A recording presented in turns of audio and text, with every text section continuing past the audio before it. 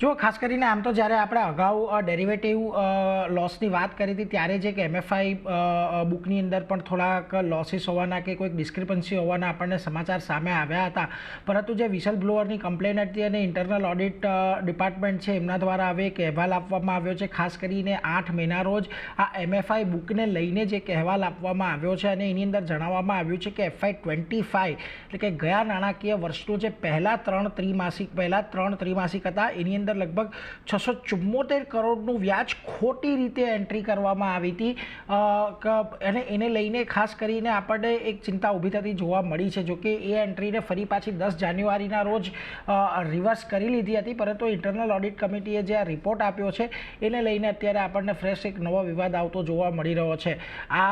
હવે જો અત્યાર સુધીમાં આપણે જોઈએ ઇન્ડસઇન્ડ બેંકના જે વિવાદો સામે આવ્યા છે, થોડા સમય પહેલાં એટલે કે લગભગ જાન્યુઆરી કે માર્ચ મહિનાની અંદર CFOએ રાજીનામું આપી દીધું હતું.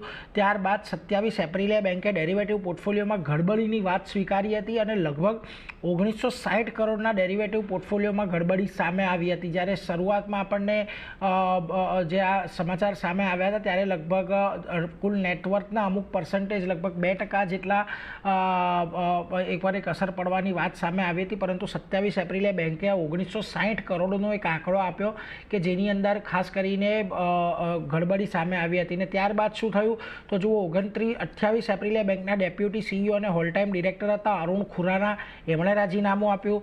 પછી નૈતિક જવાબદારી સ્વીકારીને 29 એપ્રિલે MD અને CEO સુમંતા કથપાલિયા હતા, એમણે પણ અહીંયાથી ઇન્ડસઇન્ડ બેંકની અંદરથી રાજીનામું આપી દીધું હતું. જોકે એમની પણ એ પહેલાં પણ એક વિવાદ એમાં એવો સામે આવ્યો હતો કે જ્યારે સુમંત કથપાલિયાનું એક્સટેન્શન માંગવામાં આવ્યું હતું આરબીઆઈ પાસે 3 વર્ષનું એક્સટેન્શન માંગવામાં આવ્યું હતું, પરંતુ આરબીઆઈ માત્ર 1 વર્ષનું જ એક્સટેન્શન આપ્યું હતું, એટલે ત્યારે પણ થોડીક ચિંતા થઈ હતી.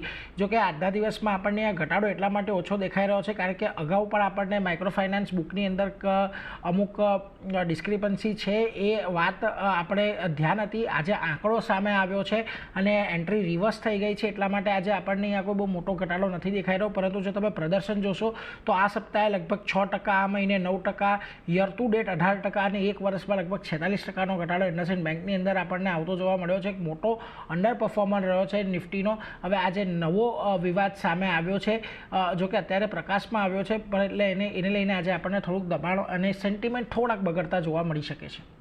જી નીરજ, આભાર આપનો આ સમગ્ર માહિતી માટે. તો એક ઘટાડો આજે તો જોઈ રહ્યા છે ઇન્ડસઇન્ડ બેંકના, ખાસ કરીને કાઉન્ટર માટે. કુશ વ્યૂ લઈએ ઇન્ડસઇન્ડ બેંક માટે. અત્યારે 1.5% આસપાસનું દબાણ સ્ટોક પર બનતું જોઈ રહ્યા છે. આજે ફરી એક વિવાદને કારણે આ બેન્કિંગ કાઉન્ટર ફોકસમાં છે. આપ કઈ રીતે સલાહ આપશો? અવોઇડ જ કરીશ ટ્રેડિંગ ઓર ઇન્વેસ્ટમેન્ટ પર્પઝથી, કારણ કે જ્યારે પણ સ્ટોક એકવાર વિવાદમાં આવે છે પછી ફંડ એક્શન્સ ઓછી થઈ જાય છે, એના કારણે મોમેન્ટમ સ્ટ્રોંગ નથી રહેતું અને વોલેટિલિટી વધતી જાય છે, કારણ કે પછી ટ્રેડર્સના કંટ્રોલમાં આવી જાય છે. સો ઇન્ડસઇન્ડ બેંક અવોઇડ, મને લાગે છે 740 જો બ્રેક કરશે તો ફરી એકવાર 600ના લેવલ જોવા મળશે. So I am completely avoiding IndusInd bank for trading and investment. 600ના લેવલ ફરી એક બતાવી શકે છે આપણને. હાલ તો એક અવોઇડ ઇન્ડસઇન્ડ બેંક માટે. રુચિત, આ સમાચારને લીધે ફોકસમાં છે નેગેટિવ ન્યૂઝને કારણે આપની પાસેથી પણ વ્યૂ લઈ લઈએ. ઇન્ડસઇન્ડ બેંક જે આજે એક પ્રેશર ખાસ કરીને આપણને બતાવી રહ્યું છે, ઘટાડો સમાચારને લીધે આપણને દેખાડી રહ્યું છે, લોંગ અનવાઇન્ડિંગ પણ થયા છે. કઈ રીતે સલાહ આપશો?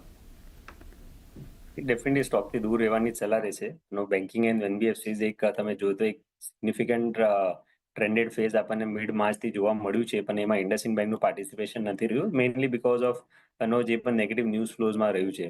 તો આઈ થિંક બીજા ઘણા સારા ઓપોર્ચ્યુનિટીઝ બેન્કિંગ NBFCsમાં હજી પણ છે કે જ્યાં એક સારી અપમૂવ જોવા મળી શકે છે. તો આઈ થિંક આટલું રિસ્ક એવા સ્ટોકમાં લેવાનું હમણાં એટલા સેન્સ નથી બનતા. સો મે બી થોડાક લેટર જ્યારે થિંગ્સ કુલ ઓફ થઈ જાય અને કોઈ પછી નવી રિન્યુઅડ બાઇંગ ઇન્ટરેસ્ટ જોવા મળે તો પછી આ સ્ટોકમાં આપણે ફરી રિવ્યૂ કરી શકાય છે. પણ કરંટ લેવલ્સ ઉપર બેટર ઓપોર્ચ્યુનિટીઝ આ સ્પેસમાં બીજા ઘણા બધા સ્ટોક્સમાં છે.